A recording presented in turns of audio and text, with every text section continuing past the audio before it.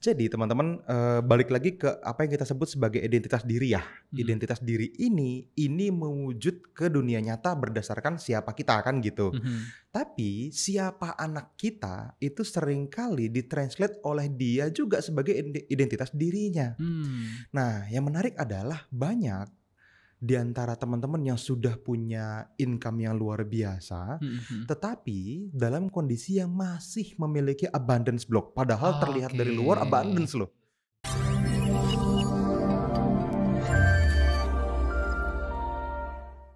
Halo teman-teman Kedamaian ID, sekarang saya lagi-lagi sama Mas Teguh dan Mas Teguh sudah nampung banyak pertanyaan dari teman-teman semua nih. Oke, Oke. hajar langsung Mas Teguh. Siap Mas Wali, thank you Mas Wali sebelumnya ya. Sebelumnya kemarin saya udah ngobrol-ngobrol, bincang-bincang sama Mas Dwian Anggara Yes, kalau gitu teman-teman nonton ya. itu videonya keren banget, asli ya teman-teman. Yes. Ah, tontonlah pokoknya ya, saya nggak mau promosi ya. Tonton. Oke. Yes. Nah, sekarang saya berkesempatan lagi ya ngobrol sama Mas Fadli. Jadi memang sepertinya asik ya. Kita daripada ngobrol tidak direkam, mendingan kita ngobrol direkam. Tadi ngobrol di Iya. mobil, udah nanti aja lah bro. Iya bener bro gitu ya. Oke. Jadi gini Oke. Mas Fadli, ini apa ya tentang fenomena kaum borjuis ya, borjuis atau gimana? Borjuis, Borjuis lu ya. borju ya gitu kan. Oke. Borjuis, oke.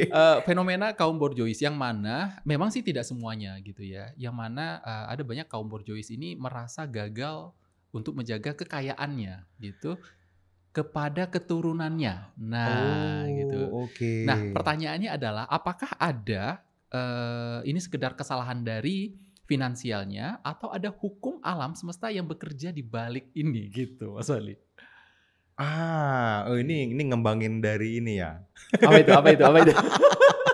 dari obrolan kita ya. Yes Jadi betul. awalnya saya ngobrol teman-teman sama Mas Teguh gitu tentang, Kedamaian ID ini diminta salah satunya untuk bisa bantu Mhm. teman-teman di luar sana Yes. yang memang punya net worth secara pribadi itu gede gitu ya, Benar ultra benar. high net worth person Mhm gitu. mhm mhm. Dan banyak di antara mereka punya masalah tentang bagaimana bisa menjaga kekayaannya. Benar. Karena ternyata second generation, anak-anak mereka itu Mhm. tanda kutip mengkhawatirkan mereka. Betul. Apakah bisa meneruskan, bisnis Kekayaannya papa heeh, mamahnya gitu kan, bisa benar. mewarisi kekayaannya dengan bijak dan seterusnya. Karena, portofolio yang terjadi di lapangan, di antara tongkrongannya mereka Mhm banyak banget tuh yang akhirnya anaknya lemah, anaknya mhm. nggak kuat, nggak Fragile gitu ya, iya fragile gitu kan, nggak sekuat mereka sebagai orang tua saat mhm ini. mhm Sehingga muncul mhm. kekhawatiran untuk gimana nih supaya bisa, layak diturunkan ke anak-anaknya kekayaannya. Benar benar Wah benar ini benar. another level of ini Yes. nih ya, rich Yes, gitu ya. biasanya kita bicara tentang bagaimana caranya untuk kaya kan gitu Iya. kan, ini sekarang bagaimana Ini mempertahankan, kan nah kalau itu. roda kehidupan ini muter Iya gitu kan. Nah iya sekarang betul. lagi di atas gimana caranya biar diganjel, jangan turun lagi. Iya, betul betul. Yes yes. Nah, sebenarnya ya secara umum itu masih ada hubungannya dengan yang kita sebut sebagai energi keberlimpahan, Mas Teguh. Oke, Dan mhm. energi keberlimpahan ini diwariskan. Nah, Oke, jadi teman-teman, balik lagi ke apa yang kita sebut sebagai identitas diri ya. mhm Identitas diri ini mewujud ke dunia nyata berdasarkan siapa kita kan gitu. mhm. Tapi siapa anak kita itu seringkali ditranslate oleh dia juga sebagai identitas dirinya. Mmm, Nah, yang menarik adalah banyak di antara teman-teman yang sudah punya income yang luar biasa, mhm mhm. tetapi dalam kondisi yang masih memiliki abundance block. Padahal terlihat Oke, dari luar abundance loh. yes bener. Jadi, wih kalau ngomongin duit mah udah nggak ada serinya katanya Mhm gitu kan. Punya mhm. gedung, Bener. punya pesawat pribadi kan, punya Mhm, kapal pesiar bener. segala macam lah. Kita nggak lagi ngomongin 10-20 juta Iya, rupiah nih. betul. Ini 10-20 juta dolar nih. Bener bener. Nah, seringkali mereka masih punya abundance block nih kalau di kelas Kedamaian ID kita Mhm ngomongin tentang abundance block ini seringkali kita ngomongin tentang, bagaimana kekayaan dibangun dengan pengorbanan. mhm Sehingga mhm. banyak orang itu memiliki keyakinan bahwa untuk bisa menjadi sangat sukses, itu butuh pengorbanan.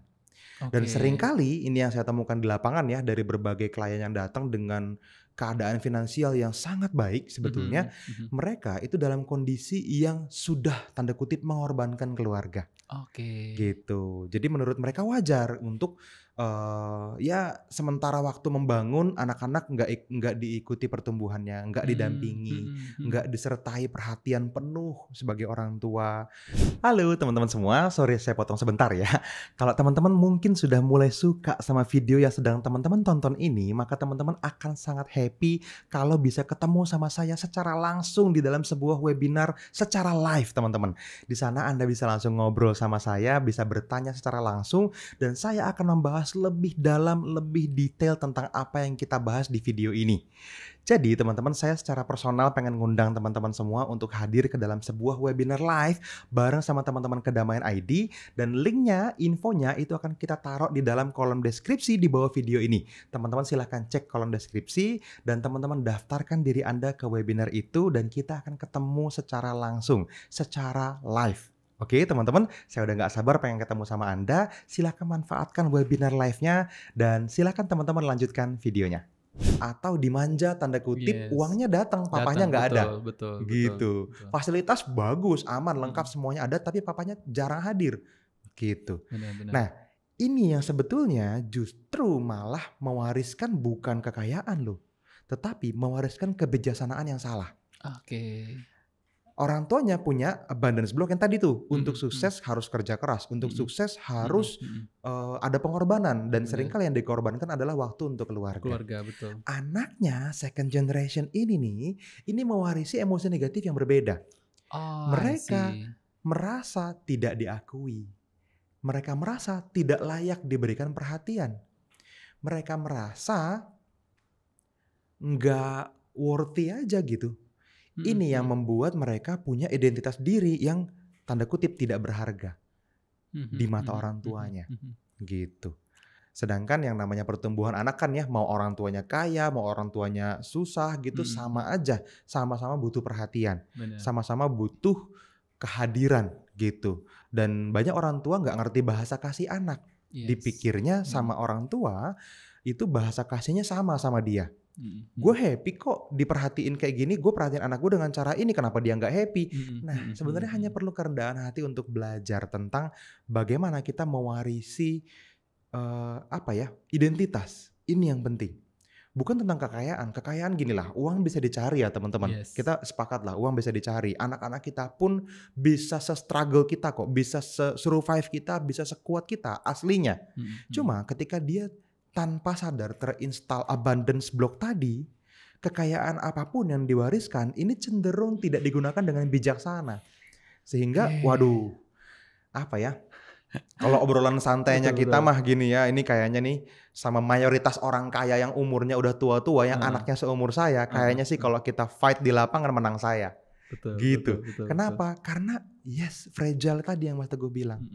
Nah, kaitannya sama energi, ya sama aja. Ketika identitas seorang anak ini adalah identitas yang memang tidak layak, tidak diakui, tidak diperhatikan gitu ya, dia akan memunculkan fenomena-fenomena yang tanda kutip mensabotase kesuksesannya. Wow. Gitu. Sehingga justru ini ya, ini mungkin keprihatinan teman-teman yang kaya secara materi ya, di mana ketidaksadaran ini udah luas banget di Indonesia, mungkin dunia gitu ya. Yes. Ini perlu sadar banget kalau misalnya kita bukan hanya mewariskan kekayaan loh, tapi kita juga mewariskan kebijaksanaan.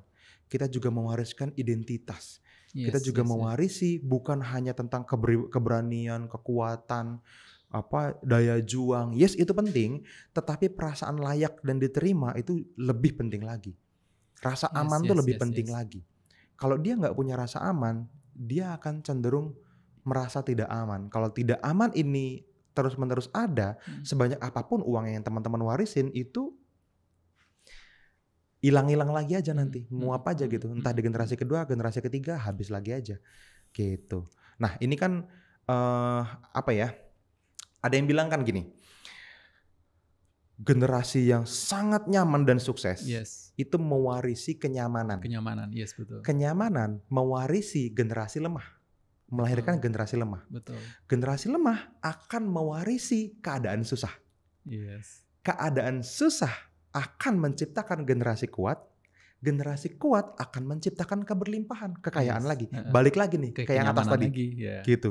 Roda kehidupan tadi kan. Betul. Ketika dia sedang ada di sini, seringkali orang kaya hari ini itu orang kaya yang memang karena fight perjuangan dia dari waktu masih Dari susah. orang tuanya dulu mungkin gitu Atau ya. dari Betul. orang tuanya dulu tanda kutip yang berhasil mewarisi identitas dia menjadi penerus kekayaan keluarganya.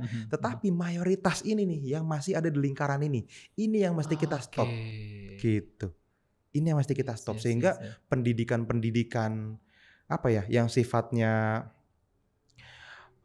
edukasi untuk pengembangan diri, untuk attitude ini lebih penting dibandingin skill dan knowledge, terutama buat anak-anak orang kaya.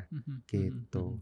Jadi attitude ini kan ngomongin tentang psikologis, ngomongin tentang abundance, ngomongin tentang manifestasi impian, tentang bagaimana mereka meyakini dirinya layak sukses. Ini yang harus dikerjain sama teman-teman yang udah pengen mewarisi itu tadi, yang punya kekhawatiran itu tadi. Betul. Berarti kita ketemu nih ya dari roda itu ya, dari roda kehidupan tersebut lah. Makanya mungkin itu adalah sebuah jawaban kenapa kekayaan itu bisa hilang, ya? Karena nggak tahu cara berhentiin roda itu. Cara ganjel rodanya cara tadi ganjelnya kan. itu gimana? Ganjel Gus gitu. Pakai segitiga yang truk gitu kan. Kayaknya masih ingat. Oke, Mas Wandi. Ada nggak kemungkinan kekayaan yang didapat dengan cara yang mudah? Contoh misalnya mungkin bisa jadi anak dari kaum borjuis ini didapatin dari cara warisannya gitu ya. Mungkin memang keberlimpahan orang tuanya ya gampang aja ngasih gitu ya. Kan? Nah, kekayaan yang didapatkan dengan cara mudah pula pergi ya jika memang diiringi dengan tidak ada kesadaran dari si penerimanya. Bisa nggak? Karena gini, ada quotes yang mengatakan bahwa uang cepat datang. Iya, easy come easy go kan gitu ya. Easy come easy go. Nggak sepenuhnya benar sebetulnya. Jadi banyak quotes yang sebenarnya dasarnya sama tuh ya. Easy come easy go lah. Ada benarnya, ada gitu. itunya juga gitu. Betul. Duit gampang itu hilang dimakan setan. Gitu. Apa? Duit setan dimakan tuyul itu. Nah, itu lawannya. Aslinya apa ya? Kita udah bahas lah ya teman-teman bahwa duit itu bisa dibikin cepat datang gitu. Money bisa di made quickly. Gitulah gampangannya. Cuman untuk bisa betul-betul kemarin dibahas tuh di podcastnya Mas Angga tuh tentang happy money gitu kan. Kemarin juga ada sempat bahas itu. Tentang bagaimana uang bisa masuk dan akhirnya diterima dengan bahagia terus keluarnya juga dengan bahagia. Konsep happy money. Ketika memang secara emosional quotationnya oke, money EQ-nya oke, itu nggak jadi masalah sebetulnya. Dan easy come easy go dengan base perasaan yang happy itu nggak apa-apa. Itu namanya money flow, gitu. Cuman bukan berarti easy come easy go-nya ini dengan mindset yang salah, yang mungkin banyak orang salah paham translate kata-kata itu, di mana duit gampang karena tanda kutip nakal dapetinnya itu akan membuat kita lebih cepat bangkrut juga gitu. Nggak seperti itu yang kita maksud. Jadi apa ya? Memang ini agak susah ya ngebahasnya karena buat teman-teman yang sudah lebih mengerti tentang ini, biasanya duit itu udah nggak dibahas lagi. Money itu udah keluar dari equation tuh. Betul. Gitu. Mungkin ini untuk poinnya ini Mas Padi, poinnya adalah untuk anak-anak yang dapetinnya gampang dari orang tuanya. Nah itu dia. Kalau anak-anak yang dapetinnya gampang, tetap balik lagi ke yang pertama tadi yang kita bahas singkat tuh. Bagaimana identitas diri seorang anak ini dibangun dengan sengaja. Perkara dapatnya gampang dari orang tua atau dapatnya atas perjuangan dia sendiri akan sama-sama gampang hilang. Betul. Kalau identitas dirinya salah, gitu. Jadi bukan dari sumbernya nih, gitu ya. Saya kasarnya ngomong gini lah, sumbernya mau dari yang aneh, mau dari yang lurus, mau dari yang bengkok, mau dari yang putih, mau dari yang hitam. Kalau identitas dirinya bagus, dia akan tetap bisa melanjutkan dan mengelola dan melipat gandakannya bahkan betul. Gitu. Tapi kalau misalnya datang dengan identitas diri yang salah tadi, ada aja sabotase diri yang akhirnya bikin kegagalan-kegagalan yang tidak perlu. Nah ini nih yang perlu dibangun dengan sengaja tadi. Identitas diri seorang anak ini adalah identitas yang saya adalah orang yang apa. Nah ini definisinya harus jelas.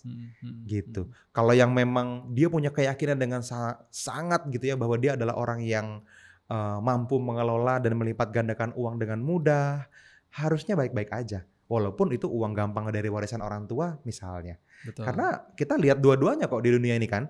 Ada anak-anak yang memang saya ngelihatnya prihatin gitu. Orang tuanya memang ya jarang di rumah, mungkin ekspatriat, keluar negeri segala macam, jarang pulang, tapi duitnya ada terus, semua fasilitas lengkap gitu. Bener. Tapi ya gitu, kerjaannya ya ketipu mulu gitu kan, mobil Iya. hilang gitu kan, Betul. dibohongin orang gitu, Iya, iya, dimanfaatin iya. temen, Heeh. dibully dan seterusnya. Padahal dia anak orang yang sangat sukses sebetulnya. Tapi ada loh, banyak, bukan cuman ada, orang-orang yang kita aja ngelihat dia kagum gitu. Seorang Bener. anak dari konglomerat misalnya gitu kan bisa jadi atlet yang sukses, Bener, juara kan bener. gitu. Bisa jadi pebisnis yang handal, bangun perusahaan sendiri tanpa sentuhan orang tuanya pun gede. Karena punya orang tua lebih hebat lagi kan, dia punya Yes. suntikan modal, dia punya koneksi dan Iya. seterusnya gitu. Tapi dianya aja, kalau kita kesampingkan orang tuanya, kita sebagai anak muda aja ngelihat dia kagum, gila. Kualitas dirinya emang keren banget. Kalau bahasa di Kedamaian tuh identitas dirinya nih layak difotokopi. Yes. Nah itu juga ada hal-hal seperti itu. Jadi nggak terlalu bermasalah apakah uangnya gampang didapat atau enggak, walaupun itu warisan atau bukan. Kalau dia adalah orang yang memang punya identitas yang kuat sebagai seseorang yang sukses, dia akan tetap bisa mengelola dan melipat gandakan kekayaan dengan baik. Gitu. Oke. Nah mungkin ini menarik Mas Fadli. Ya nama juga tadi, kita kembali lagi ke roda tadi kan gitu ya Kak. Dan ada hukum yang namanya hukum ketidakkekalan. Artinya sama seperti kita dalam keadaan misalnya terpuruk misalnya, atau dalam keadaan down atau dalam keadaan bangkrut misalnya, dan itu kan bisa saja berbalik arah menjadi tidak selamanya bangkrut gitu ya kan. Sebaiknya kita percaya ini hanya sementara kan Nah, gitu ya. bener. Nanti Dan juga gitu berubah. sebaiknya gitu. sebaliknya kayak gitu Oke. juga ketika kita dalam posisi punya kekayaan Lagi gitu di kan. atas karirnya, di Betul. puncak-puncaknya. Betul ya kan. Apakah ini itu sementara? tidak berlaku? Gitu, betul. Gimana? Katanya mau diganjel kan, Bener. tapi tadi sementara gimana? Bener. Oke. Jadi ya ada statement ya, hukum ketidakkekalan ini sebetulnya sesuatu yang juga perlu dipahamin dengan point of view yang benar nih gitu. Karena yang namanya ketidakkekalan atau perubahan itu betul, ini pasti terjadi. Dunia ini selalu berubah. Abadi ya, Yes, itu maksudnya. gitu. Itu yang kekal. Ya, yang Satu-satunya yang kekal. Satu-satunya yang kekal adalah ketidakkekalan itu sendiri. Perubahan Pasti gitu ya. tidak kekal. Betul, Gitu. Pasti tidak ada yang abadi. Nah, cuman kalau kita ngomongin tentang perubahan, itu tidak harus selalu dimaknai dengan atas ke bawah atau bawah habis itu ke atas. Nah, ya, Kan menarik, bisa betul. habis atas lebih atas lagi. Yes, itu dia. Betul. Nah ini teman-teman catat ya. Bukan berarti kalau misalnya sudah di atas, oh berarti nanti suatu saat akan ke bawah. Tidak, di atas, betul. Gitu. Ini kan tapi ya makanya butuh keyakinan kan untuk percaya bahwa di atas langit masih ada langit. Benar. Gitu. Kalau di sini aja udah sombong, susah kan mau nyampe ke sini kan gitu. Iya. Walaupun ada yang di sini nih, kita udah di sini misalnya. Kalau teman-teman nggak percaya di atas kita ada langit lagi, ya mungkin di sini udah selesai. Bahkan mungkin kemungkinannya turun gitu. Yes. Tapi ya pasti berubah. Yang harus diterima adalah pasti berubah. Artinya memang kita perlu melepaskan keterikatan dengan keadaan hari ini. Benar. Keadaan hari ini hanya keadaan. Betul. Tapi identitas diri kita dengan sengaja bisa kita bikin untuk mewujudkan keadaan selanjutnya. Nah ini yang memang dikerjain. Makanya kenapa kita bilang upgrade identitas kan gitu. Karena kita percaya memang tidak kekal. Cuman kepercayaan kita nih mungkin perlu ditranslate dengan benar nih. Kalau yang kita percaya adalah bisa naik kok. Yes. Walaupun udah sangat tinggi dan kayaknya nggak ada jalan lagi untuk naik lebih tinggi lagi, masih ada pasti. Betul. Terusin aja gitu. Mentokin terus gitu ya, kan betul. God is good all the time kan gitu ya. Kalau minta pasti dikasih katanya kan gitu. Iya. Syukur pasti ditambah nikmatnya Betul. kan. Bersyukur naik gitu aja. Itu yang harusnya teman-teman percayai ya kan, yakini bahwa nikmat yang diberikan sama Allah Ta'ala ketika gitu ya, ketika kita bersyukur ya akan ditambah lagi. Nah itu adalah sebuah perubahan gitu ya, betul. Wow, ini jadi sangat menarik ya teman-teman ya. Bisa naik lagi ternyata. Benar. Jadi selama ini mungkin kebanyakan dari teman-teman kedamaian.id juga berpikir, ya berarti kalau misalnya aku Hidup itu naik turun gitu ya. Roda pasti berputar, gak usah sombong gitu ya kan. Rupanya sombongnya makin naik. Bukan sombong, tapi keberlimpahannya ya teman-teman ya. Iya, makanya ini perlu dirubah sedikit lah aturan mainnya. Kalau bahasa tongkrongannya kita mah diganti, yang tadinya orang bilang hidup ini naik turun, kadang di atas kadang di bawah, itu diganti. Jadi hidup itu naik atau banget. Naik lagi gitu. Gitu. Sama kayak kita kadang memilih di atas, makanan. kadang naik lagi. Gitu. Sama kayak kita memilih makanan Mas. Ketika dicicipin kan kita cuma tahu enak atau enak banget. Gitu. Nggak ada yang nggak enak. Oke, Jadi oke, happy oke, terus oke. ya. Oke, sebenarnya ini jadi pembahasan yang lumayan panjang Mas Fadli ya, tentang apa? Ya kaum borzois ini ya, fenomena di kaum borzois ini.